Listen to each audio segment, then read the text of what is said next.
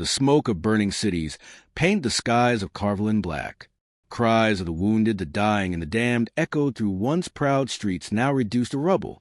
The Serathi Empire had descended like a plague, their six-legged war machines marching to the capital with clinical cruelty, their weapons humming with alien precision. Resistance had been fierce but brief. Karvalon's planetary defenses had lasted just 16 hours. 16 hours before orbital bombardment turned military installations into ash and civilians into statistics. Hope had withered in those hours. And then it died completely. Tarn Vek, High Warden of Karvalon's Defense Ministry, sat slumped in the remnants of a collapsed bunker. His armor was cracked at the shoulder. Blood dried into a crust along his brow, and one eye was swollen shut. A handheld transceiver crackled beside him, the only sound other than the distant rumble of Serathi patrols rolling across the shattered surface above. "This is Warden Vek," he rasped, speaking into the battered device. "To any Karvalon resistance, we've lost the core sectors. Refugee convoys are gone. Do not engage Serathi forces. I repeat, do not." The transmission cut, not because the radio died, but because the earth had just trembled. A low thunder rolled through the stone beneath him. Not distant artillery. Not a quake. This was different. A different frequency. A different fear. The Serathi patrols had paused. Then came the scream from above, a sonic boom so deep it collapsed what remained of the bunker's ceiling. Debris slammed down beside him, but Tarn didn't move. Couldn't move. He crawled through the dust and stared upward through the newly blasted hole in the roof. And he saw it. Not Serathi, not Karvalon. Something else. The sky was on fire, bright streaks of light ripping through the clouds. But they weren't missiles. They weren't meteors. They were ships. Hundreds. No, thousands. Angular, grim, and painted in matte black. Each bore the same insignia, a circle split by a sword of flame. Tarn gasped. It was the one symbol the Serathi feared. Humans. They had come. 3 months earlier, Karvalon had petitioned the Terran Accord for assistance. The humans had sent a diplomatic vessel and one stern message. If war touches Karvalon, we will respond. The Serathi didn't believe it. They scoffed at the words of a primitive death world species. They wouldn't be scoffing now. Within moments, Karvalon's darkened skies blazed with the fury of retribution. Human assault craft didn't glide. They punched through the atmosphere like war gods tearing the heavens apart. Dropships roared past spires of flame and smoke, leaving thunderclaps in their wake. The Serathi opened fire from ground-based cannons, but they might as well have hurled rocks. The first volley of human return fire flattened 3 city blocks. Precision orbital strikes from weapons so advanced even Karvalon scientists couldn't comprehend the readings. Tactical javelins of molten plasma stitched across the sky, guiding the incoming drop pods as they plummeted like spears from Olympus. Tarn stared as one such pod smashed into the broken plaza 50 meters from his collapsed bunker. It didn't explode. It hissed. Hatches burst open in 6 directions. And out of the pod, like armored nightmares, emerged the humans. They didn't look like soldiers. They looked like retribution given form. Thick matte armor, faceless visors glowing crimson, gauntlets that shimmered with kinetic fields. There were only 12 of them, but they moved like wolves. Silent, perfect. One of them raised a single fist, and the others vanished into surrounding ruins without a word. The Serathi patrol on the plaza never saw them coming. Tarn could only watch in the shadows as the humans tore through the enemy like wind through grass. No shouting, no wasted movement. One Serathi tried to raise its rifle. Its limbs were sheared from its body before the trigger was half pulled. Another tried to retreat and was cut down by a micro-drone strike that vaporized its torso. The humans fought not for survival, but for vengeance, for justice.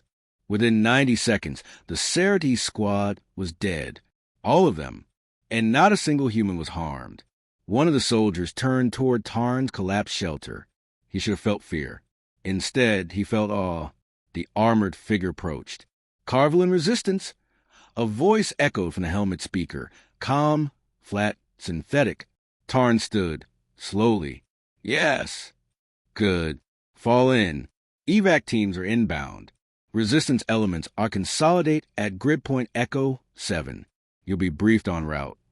Wait, Tarn said, voice cracking. Who are you? The helmet tilted slightly. 3rd Terran Shock Battalion, Phoenix Division. And then the soldier turned and vanished into smoke. Phoenix Division wasn't the only unit deployed. Within hours, hundreds of drop pods struck across the surface of Karvalon. Each carried 12 soldiers. Each was a scalpel, not brute force, but precision, surgical vengeance. The Serathi had never encountered warfare like this.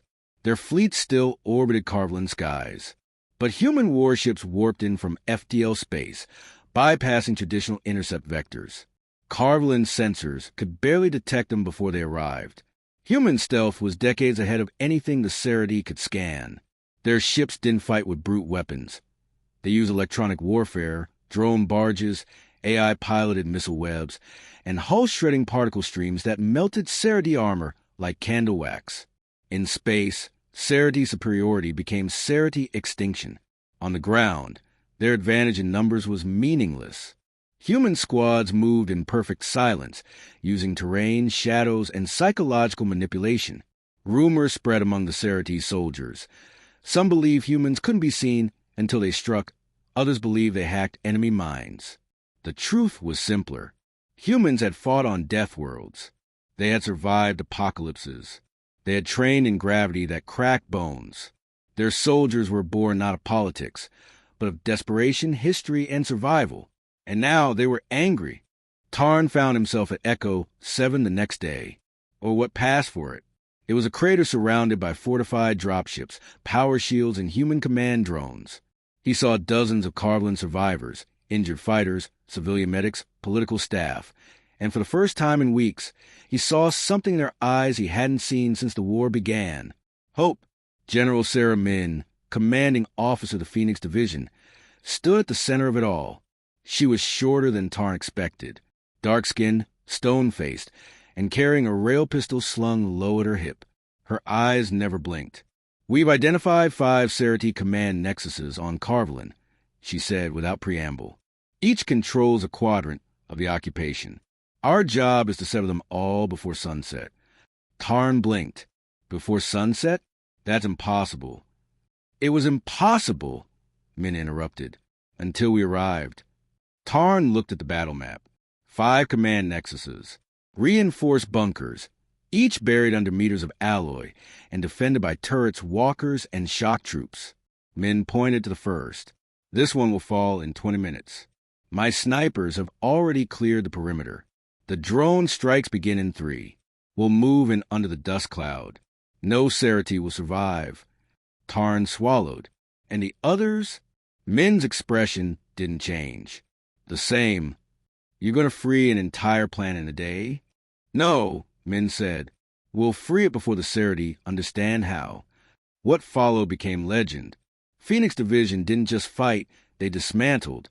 Each Serathi nexus was hit simultaneously from multiple vectors. Civilian prisoners were evacuated under drone cover. Energy lines were severed. Command systems hacked. One nexus collapsed entirely without a single shot fired after human operatives rewrote the Serathi AI to recognize all Serathi life forms as hostiles. By nightfall, all 5 nexuses were burning. Serathi commanders tried to withdraw, but the orbiting fleet was gone. Human cruisers had destroyed it 4 hours earlier. Karvalon's sky was quiet again. Only this time, the smoke rising with Serathi. On the 6th day, the last Serathi war chief surrendered, not to a Karvalon official, not even to General Min, but to a single human soldier. No name, no rank, just a visor, a blade, and the silent conviction of someone who had seen far too much war. Tarn watched it happen. He watched the surrender, the way the Serathi bent a dozen knees and laid down the insignia of their empire. He watched the human soldier nod once, then turn and walk away. No cheers, no parade, just silence. And it was in that silence that Tarn understood. Humanity hadn't come to save Karvalon. They came because the galaxy needed to remember something. That the species born of fire, raised under radiation, tempered by extinction events and war, had a limit to their patience. That the humans were not heroes. They were a warning, and the Serathi had heard it loud and clear. 2 months later, Karvalon was rebuilding. Aid came not just from humans, but from their allies, races that had once feared Earth but now sought its friendship. Construction drones hovered over shattered cities.